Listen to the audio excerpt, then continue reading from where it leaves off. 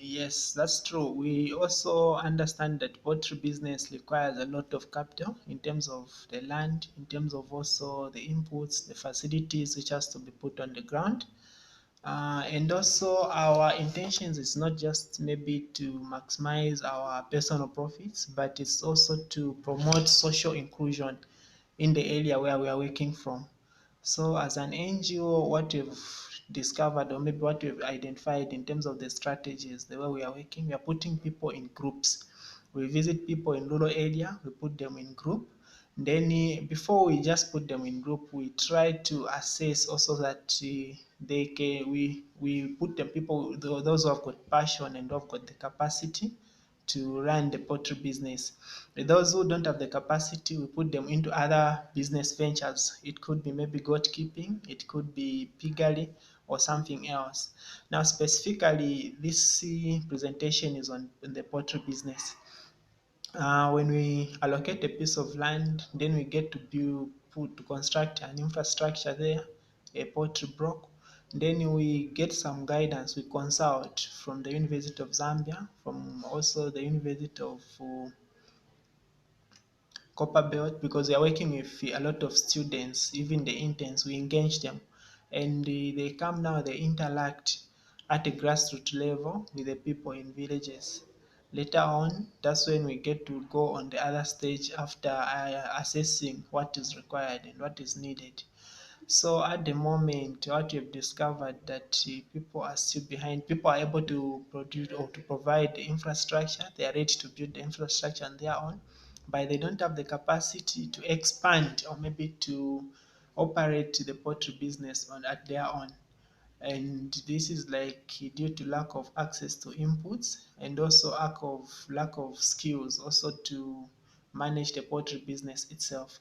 So we engage some students, we engage also, we consult from also some experts on how they can facilitate in terms of how they can be doing that business so that they don't get into a loss, like early warning systems. Um, in terms of the vaccine, in terms of the feeds, that also has been a challenge for the rural households for them to provide that. They opt not to go into poultry business just because they'll be scared to say where are we going to find the feeds, where are we going to find other alternatives.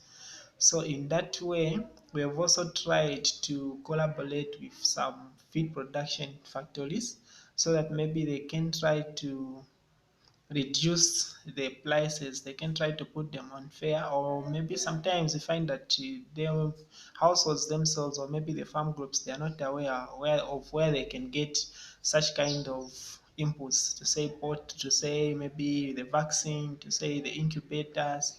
So we are working in like as mediators to just help those farm groups, to connect them to where they can get a good input quality, and also at an affordable price.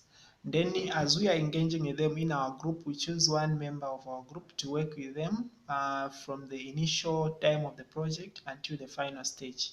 When it becomes to the issue of market opportunity, that's the poultry sector has got a very wide market opportunity, especially for places like Zambia.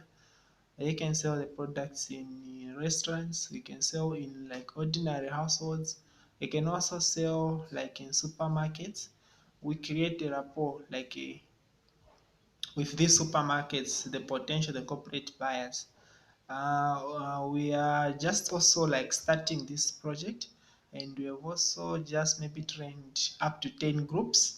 We have also tried to motivate them, because when we go like into rural areas, what we've discovered is that people have got passion to work, especially women, but you find that the environment is not supporting them.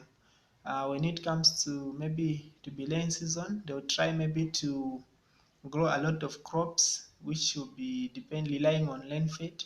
Then they are highly disappointed because of the droughts, and also they don't have fertilizer to like for maize. They also don't have quality inputs for them maybe to expect a lot of harvest. So we cannot leave farmers alone. We need also to collaborate and interact with them, collaborate with corporate people who can maybe provide some certain inputs at an affordable price, because the pricing also is unbalanced. You find that a lot of people who are managing it, they do it on a bulk, leaving other people behind. I still expect to hear something from you. We can communicate through the emails.